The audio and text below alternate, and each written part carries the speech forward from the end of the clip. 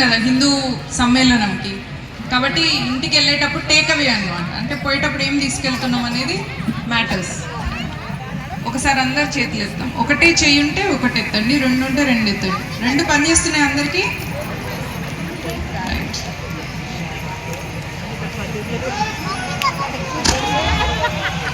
జై శ్రీరామ్, జై శ్రీరామ్, భారత్ మాతా की, भारत माता की, धार्मिक सनातन वैदिक हिंदू धर्म की, धार्मिक सनातन वैदिक हिंदू धर्म की, सीतापति रामचंद्र की, राधापति कृष्णचंद्र की, गौरीपति चंद्रचूड़ की, पवन सुत हनुमान की, राम लक्ष्मण जानकी, राम लक्ष्मण जानकी. హిందూ హిందూ అంటే ఏదో ఏందో రమ్మన్నారు, వచ్చినాం, జర టైం పాస్ చేసి పోతాం. అదా హిందూ అంటే? హిందూ అంటే ఒక సంస్కృతి, ఒక నాగరికత, ఒక సివిలైజేషన్. ప్రపంచంలో ఇస్లాం క్రిస్టియానిటీ పుట్టక ముందు ప్రపంచం అంతా కూడా హిందూ ధర్మమే ఉండేది. ఏముండే ప్రపంచమంతా? అగ్ని ఆరాధన ఉంటుండే, ప్రపంచమంతా స్త్రీ ఆరాధన ఉంటుండే. స్వామీజీ వచ్చినా రాని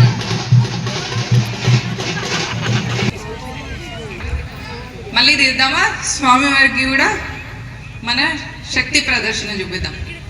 జై శ్రీరామ్, జై శ్రీరామ్, జై శ్రీరామ్, భారత్ మాతా की జై. మైక్ లో ఉన్నట్టు మైక్. भारत माता की, धार्मिक सनातन वैदिक हिंदू धर्म की, धार्मिक सनातन वैदिक हिंदू धर्म की, सीतापति रामचंद्र की, राधापति कृष्णचंद्र की, गौरीपति चंद्रचूड़ की, पवन सुत हनुमान की, राम लक्ष्मण जानकी, राम लक्ष्मण जानकी. మనము హిందూ సమ్మేళనం చేసుకుంటున్నాం ఇక్కడ.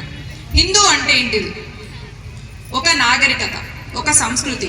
ఇది మతం కాదు. మతం అంటే ఇస్లాము, క్రిస్టియానిటీ అనేవి మతాలైతే. హిందూది ఇది ధర్మం, ఇది సంస్కృతి, ఇది నాగరికత. ఎందుకు ఇది నాగరికత, ఎందుకు ఇది సంస్కృతి అంటే, ప్రపంచంలో ఇస్లాం క్రిస్టియానిటీ రాకముందు ప్రపంచం మొత్తం కూడా హిందూ ధర్మమే ఉండేది. ఏమేమి ఉంటుండే అందులో? కాకపోతే పేర్లు వేరేలాగా ఉంటుండే. ఒకటి సూర్య ఆరాధన చేస్తుండే, లేదా చంద్ర ఆరాధన చేస్తుండే, లేదా ప్రకృతిని ఆరాధిస్తుండే, లేదా అగ్నిని ఆరాధిస్తుండే, లేదా స్త్రీని కొలిచేవాళ్ళు, లేదా పునర్జన్మని నమ్మేవాళ్ళు. వీటిలలో ఏది ఉన్నా కూడా అది సనాతన ధర్మానికి కిందికే వస్తుంది.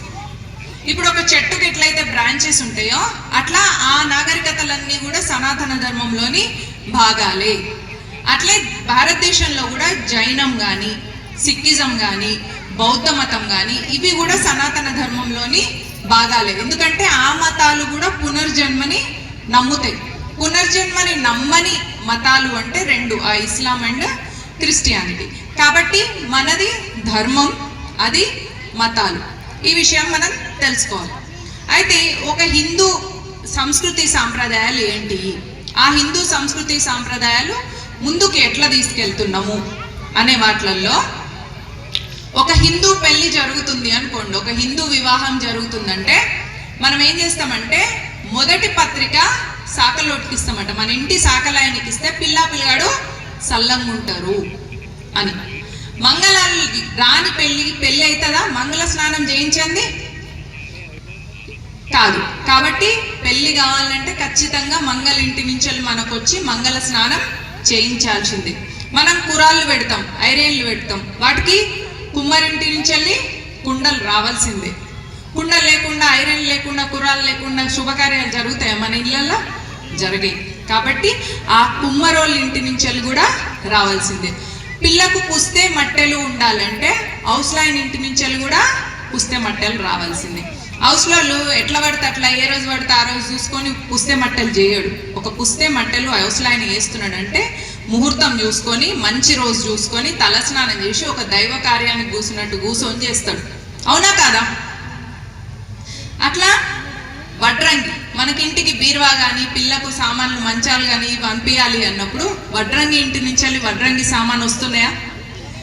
గిన్నెలు బాసళ్ళు కావాలంటే కంసాలి కంచరింటి నుంచి వెళ్ళి రావాల్సిందే. మనం శుభకార్యం చేసినప్పుడు తుమ్ములు ఇవన్నీ వినబడొద్దు అంటే డప్పు ఉండాలి.